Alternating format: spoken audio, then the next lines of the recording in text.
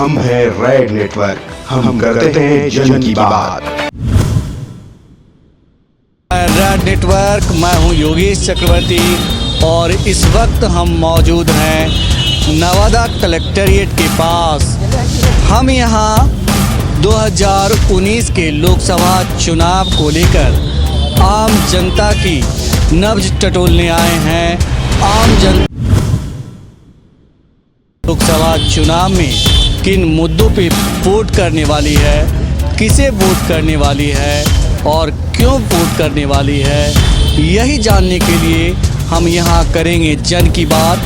आम जनता से जानेंगे उनकी मन की बात, वो क्या सोचते हैं चुनाव को लेकर। ये बताइए, क्या नाम है आपका? श्याम कुमार। ये बताइए कि अभी आप वोट डालेंगे कुछ दिनों के बाद, तो आप किन मुद्दों पे वोट डालेंगे? अपना वोट डालने का मेरा अधिकार है। मुद्दा कौन सा होगा, कौन सा प्रत्याशी होगा जिसको आप किन मुद्दों के आधार पर वोट डालेंगे? तो अपना सोचो। मोदी जी वोट देना चाहते हैं। हाँ, मोदी जी को क्यों वोट करेंगे? वो हिंदूवादी है, हिंदूवादी के चलते वोट करना चाहते हैं। क्या मतलब हिंदू होना ही सिर्फ एक मतलब वोट का ही? हाँ, हम लोग हिंदुस्तान का हिंदू हैं, देश की रक्षा करते हैं। इसलिए कि पुलवामा में जो अटैक हुआ, कोई प्रधानमंत्री नहीं इंटरेस्ट लेता था, आज वो इंटरेस्ट लेकर ने जवाब दे दिया, इसलिए वोट उसी को करेंगे। कि पुलवामा में जो अटैक हुआ कोई प्रधानमंत्री इंटरेस्ट नहीं लेता था, तो अभी तक तो देश को गुलाम हो जाना चाहिए था।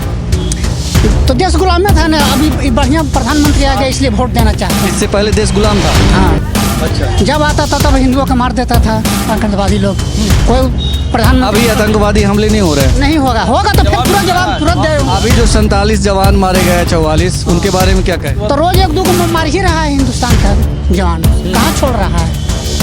ऐसा मौका लगेगा तो हिंदुस्तान के जवान अब नहीं मर रहे हैं। नहीं, जब वहाँ मैदान में कूद रहा है मारने के लिए, तो मरना भी है और मारना भी है। तो आप वोट डालेंगे मरने और मारने के लिए? हाँ, शांति के लिए नहीं डालेंगे? शांति के लिए काल डालेंगे, शांति के डालेंगे। आप बताइए, आप किन मुद्दों पे वोट डालेंगे? हम लोग रोजगार, पहला मुद्दा, शांति से अमन चल रहे हैं इंडिया, इसी पर वोट डालें। वो कौन सा ऐसा प्रत्याशी होगा जिसको आप नवादा में वोट करना चाहेंगे, लाना चाहेंगे? विभा देवी। हाँ? विभा देवी। विभा देवी को आप क्यों वोट करना चाहेंगे? इसलिए क्षेत्रीय है, उम्मीद है कि विभा देवी से किस तरह की उम्मीद है, पूरी बात बताइए। पूरी उम्मीद है, क्षेत्रीय है और पूर्व मंत्री के पत्नी है, इसलिए हम लोग वोट डालेंगे। आप बताइए सर, आप किन मुद्दों पे वोट डालेंगे और किसे डालेंगे और क्यों डालेंगे? स्वच्छ, ईमानदार और पढ़े लिखे व्यक्ति को वोट डालेंगे। वो कौन सी ऐसी पार्टी है नवादा में जिसको आप वोट करेंगे? वो कौन सा ऐसा उम्मीदवार है? Party professor KV. प्रसाद, पूर्व शिक्षा उच्च शिक्षा राज्य मंत्री। लेकिन कहा जा रहा है कि वो कहीं रेस में नहीं। कौन बोले हैं नहीं रेस में नहीं? यहाँ कहा जा रहा है कि मुकाबला जो है गठबंधन का आदमी कैसे कब बोलेंगे प्रोफेसर के विदेश में है? राजद के आदमी कैसे बोलेंगे प्रोफेसर के विदेश में है? आप जनता के पास जाइएगा तब न पता चलेगा। जनता के पास ही जा रहे हैं, जनता, आप जैसी जनता से बात कर रहे हैं हम सुबह से लगातार। हम ये कह रहे हैं कि यहाँ कहा जा रहा है कि जो मुकाबला है दो ही लोगों के बीच में है, और वो है विभा देवी और चंदन सिंह के बीच। दोनों से पूछा जाए कि आप कितने दिनों से काम कर रहे हैं यहाँ नवादा में, और प्रोफेसर के.वी. के कारनामों को क्या भी जानकारी लिया कीजिए, उसके बाद बोलिए। आप बताइए भैया, किसको वोट करेंगे, क्यों करेंगे, किन मुद्दों पे करेंगे? सबसे बड़ी बात है दोनों का अपना कार्य को देख के वोट करना है। अब जिनका जो कार्य है और उनको देख के करना है। जैसे रहा कि बीजेपी भी है, राष्ट्रीय जनता दल भी है, दोनों में तो मुकाबला है। और ये अभी हम आपको कैसे बता दें, ये तो गुप्त हम बताने नहीं कह रहे हैं, गुप्त मतदान है बिल्कुल। हम ये कह रहे हैं दोनों में ही मुकाबला है, तीसरा दल नहीं है। जो आपके लिए कौन अच्छा है? देखिए हमारे ये तो बता नहीं सकते हैं, लेकिन दोनों में मुकाबला है। आपके लिए कौन अच्छा है और क्यों अच्छा है, ये तो बता ही सकते हैं ना। हमारे लिए तो मिलाकर यही है, राष्ट्रीय जनता दल अच्छा रहेगा। राष्ट्रीय जनता दल। हाँ। क्यों अच्छा है राष्ट्रीय जनता दल? क्योंकि हम लोग एक शिक्षक संघ है। हम लोग का सुप्रीम कोर्ट में गया हुआ है, अभी तक बहुत दिन से पेंडिंग रखा हुआ है। हमारा फैसला होता है, अभी उसको पेंडिंग में लटका के कई दिन से ना हम लोग को पेंशन मिल रहा है ना कुछ मिल रहा है। इसलिए क्या यहाँ की जो लड़ाई है अगड़ों और पिछड़ों के बीच है? नहीं, वैसा कोई बात नहीं है। अगरों पिछड़ों की लड़ाई नहीं है। अगर आप काम कीजिएगा तो आपको वोट मिलेगा। यहाँ का जो सांसद है, चले अगली बार जो लड़ रहे थे अब फिर बाहर ही आ गए हैं। यहाँ लोकल तो यहाँ का जो है नेता वही ना है। घर बनाम बाहरी का हो रहा है। घर बनाम बाहरी है, अगड़े बनाम पिछड़े नहीं है। नहीं, अगर बनाम पीछे नहीं है। क्या आप लोग को नहीं लगता है कि जैसे आपने बताया कई लोग बोल रहे हैं कि हम इनको देंगे, हम उनको देंगे, तो ये जो वोट का है तो ये गुप्त मतदान है, एक कहना अलग बात है। ये बताइए कि अभी वोट देने का आपको मौका मिलेगा, आप मतदान केंद्र तक क्या सोच कर जाएंगे, किन मुद्दों को सोच कर जाएंगे, कौन सा ऐसा प्रत्याशी होगा जिसको आप वोट करेंगे और क्यों करेंगे? इस पर मैं कहना चाहता हूँ कि पहले तो सर ये लोकसभा का चुनाव है और लोकसभा में हम लोग पहले भारत के सर्वोच्च पद जो प्रधानमंत्री का है उस पर मैं वोट करूँगा, समझ गए ना। लेकिन अगले बार जो वोट हमारा युवा, दलित, महादलित, बैकवर्ड, फॉरवर्ड सभी लोग ने वोट किया, एक बाहर चला कि नरेंद्र मोदी को लाइए कि जिससे हम लोग का विकास हो। लेकिन इनके 5 वर्ष का कार्यकाल ऐसा रहा कि CID प्लस CBI और ये ED ये सब जितने भी संस्था मैंने काम कर रही है भारत में वो सभी को अपने ओर खींच के ले आए, मैंने अपना कस्टडी में ले आए कि मैं जो कह रहा हूँ वही सुनो, अमित शाह जो कह रहा है वो सुनो, दूसरा किसी का नहीं सुनो। ये लोकतंत्र में, संविधान में ऐसा कहीं नहीं है। देखिए RBI गवर्नर की मैं बात करता हूँ, जो गवर्नर साहब ने आपने इस्तीफा दे दिया इनके अथी से, गुस्सा से आकर, ये इतना टेंशन उनको दिए कि जो मैं कह रहा हूँ, जो अमित शाह का बाल बच्चा कह रहा है, जो अमित शाह कह रहा है वो कीजिए, आप सभी पैसा ला के दे दीजिए। नोटबंदी किए, सब पैसा लेकर कई खरब रुपया हो गया। 10,000 जो बीजेपी के आदमी के यहाँ पैसा था वो 10,000 अरब करोड़ रुपया हो गया, जिसकी कोई जांच नहीं हुई आज तक। यहाँ की कोई भी प्रदेश में, पूरे भारत में कहीं भी एक ने संस्था खोली गई बीजेपी के द्वारा, न इंजीनियरिंग कॉलेज खोला गया, न आपको स्वास्थ्य विभाग में सुधार हुई। लेकिन PM मोदी तो कहते हैं कि जो 70 सालों में नहीं हुआ वो मैंने 5 सालों में कर दिया। हाँ, वही कहते हैं, जुमलेबाजी का बात खाली। मैं ये कह दिया, वो कर दिया, ये कर दिया, लड़कन को पकौड़ा बेचवा दिया।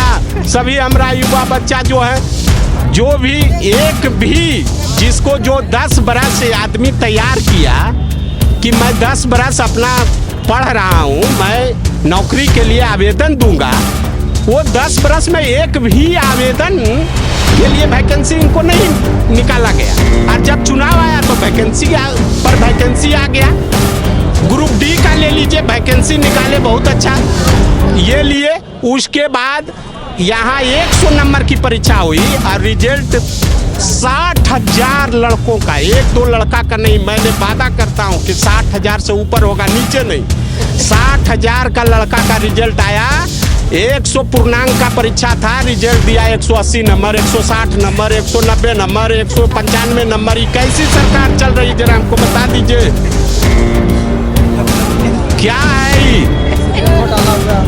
लालू यादव रेलवे में एगो वैकेंसी निकाल दिया, पूरे बिहार का लड़का ज़्यादा वहाँ कलकत्ता में भर दिया, उसमें रिजल्ट हो गया बिहार का, तो ममता बनर्जी ने उठा दिया और बीजेपी की ये तो लालू यादव बिहार के लड़का भर दिया। तो लालू यादव ने सांसद में कहा कि पढ़ेंगे बिहार के दीदी तो होगा कलकत्ता का।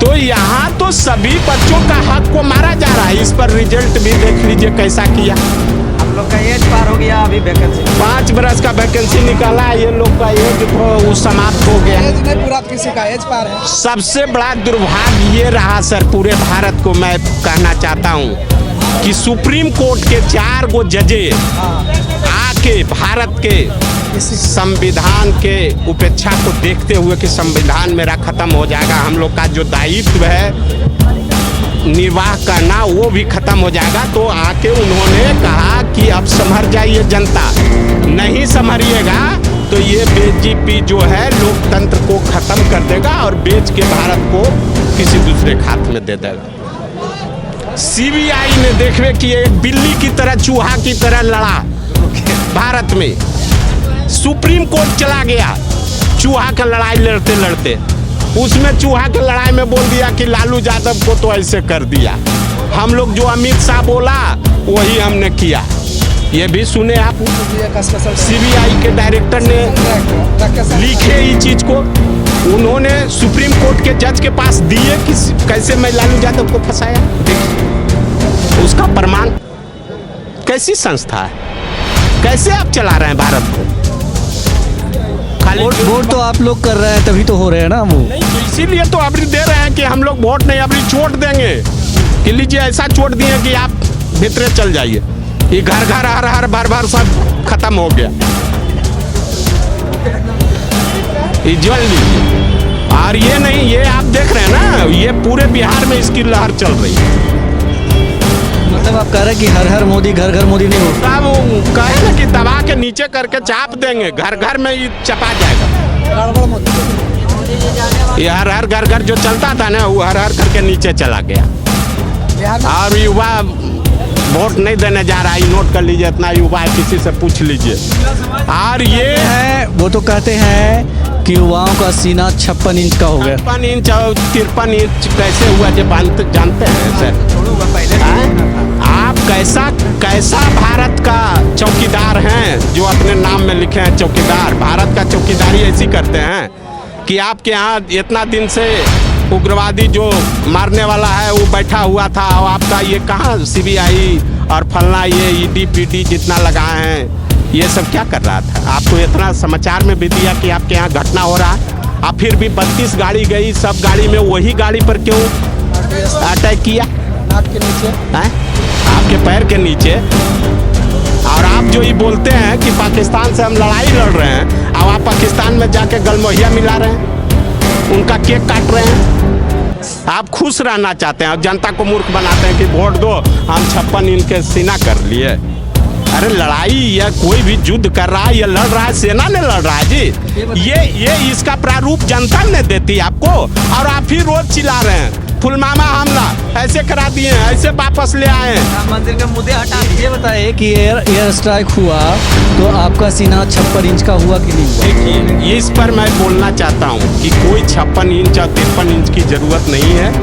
हमारी सेना ने जो किया, अपना बल जो दिखाया, उससे मैं खुश हूँ। उसमें कहीं कोई न बीजेपी के हाथ है, न कांग्रेस का, न आरजेडी, किसी का नहीं। वो सेना का दायित्व थी, उसकी ईमानदारी पर, उसकी प्रभुता पर मैं यहाँ सुरक्षित हूँ। कोई नरेंद्र मोदी की प्रभुता पर सुरक्षित हमारा देश नहीं है। लेकिन मोदी जी तो कहते हैं कि इससे पहले देश असुरक्षित हाथों में था। सुरक्षित, सबसे सुरक्षित हाथ में कांग्रेस के अथी में था, इनसे ज़्यादा अथी हुआ था। इंदिरा गांधी जब थी तो यहाँ बहुत सा सेना आ गया था पाकिस्तान के, लेकिन संयुक्त राष्ट्र संघ का ऐसा नियम है, आपके यहाँ भी नियम है, हमारे जो डीएम साहब बैठते हैं तो नियम बनाते हैं, तो वो नियम के तहत ही डीएम काम करता है। सरकार जो नियम के तहत काम करता है, ये नहीं कि कहीं जाके हम ये बिल्डिंगें तोड़ देंगे, ऐसा कोई डीएम का पावर नहीं है। वो नियम के तहत उनको छोड़ा गया। जब मैं छोड़ सकता था तो वो भी छोड़ा। मोदी जी दोबारा सत्ता में, मोदी जी दोबारा सत्ता में आएंगे? सत्ता में क्या आएंगे, उनको काटने वाला कोई नहीं मिलेगा। सत्ता में की बात बोल रहे हैं, सत्ता का यहाँ बातें क्या है?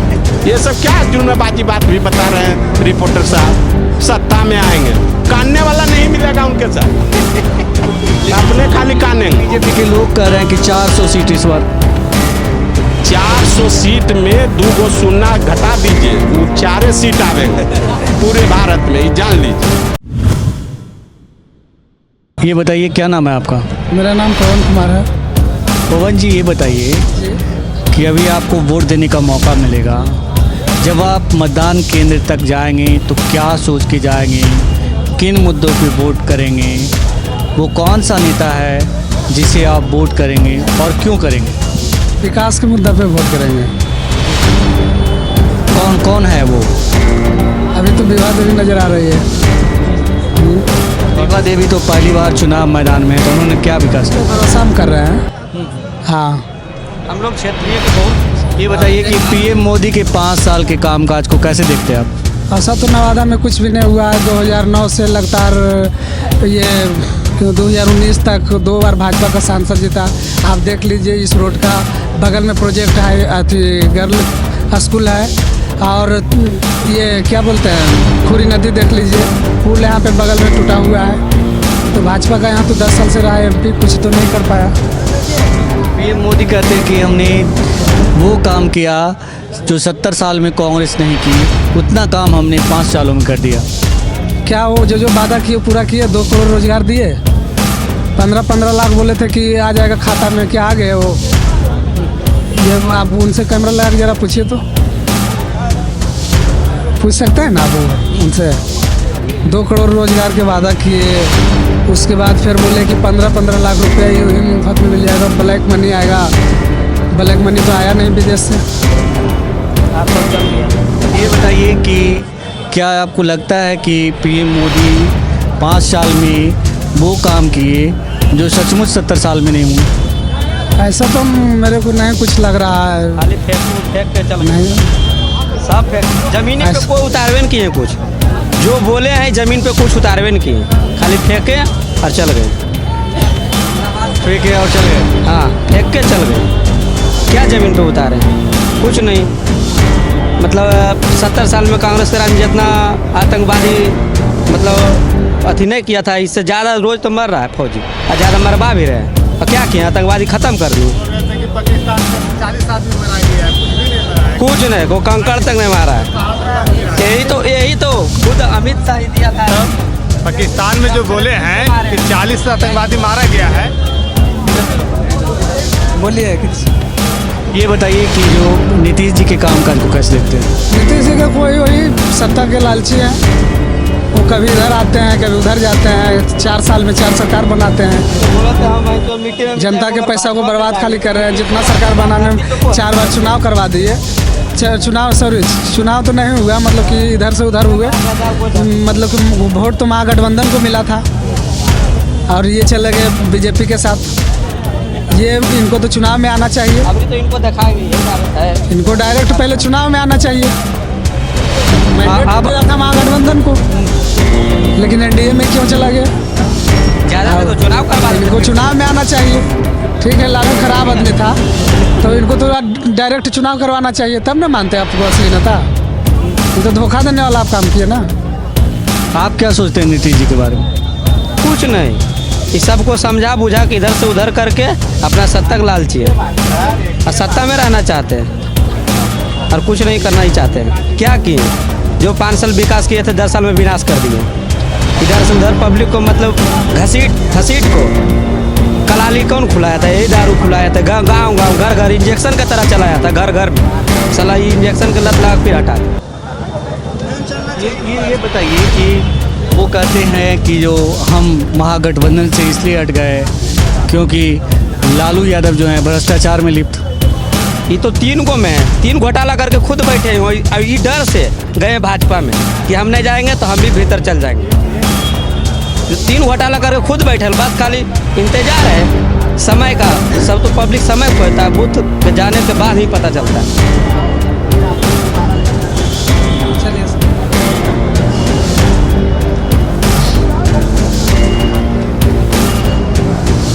आप देख रहे हैं रेड नेटवर्क। आपसे गुजारिश है, YouTube पर रेड नेटवर्क से जुड़ने के लिए इस सब्सक्राइब बटन पर क्लिक करें। सब्सक्राइब बटन के साथ ही घंटी बनी हुई है, उस पर जरूर क्लिक करें ताकि जब भी हम नया वीडियो अपलोड करें आपको तुरंत इसकी जानकारी मिल जाए और आप लगातार जुड़े रहें रेड नेटवर्क के साथ।